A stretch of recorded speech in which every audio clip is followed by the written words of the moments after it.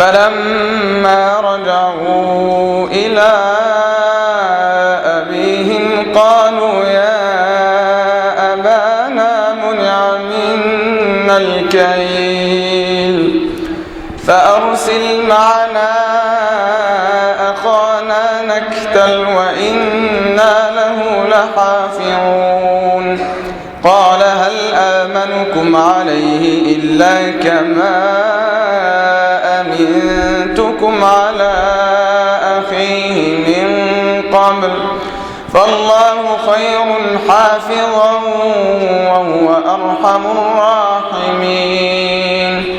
ولما فتحوا متاعهم وجدوا بضاعتهم ردت إليهم قالوا يا أبانا ما نبغي هذه بضاعتنا ردت إلينا ونمير أهلنا ونحفظ أخانا ونزداد كيل بعير ذلك كيل يسير قال لن أرسله معكم حتى تؤتون موثقا من الله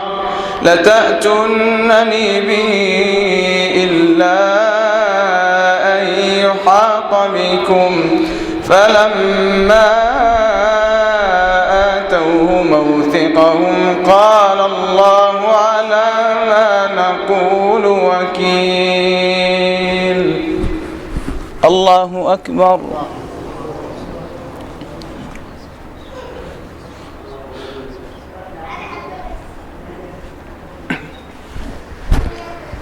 سمع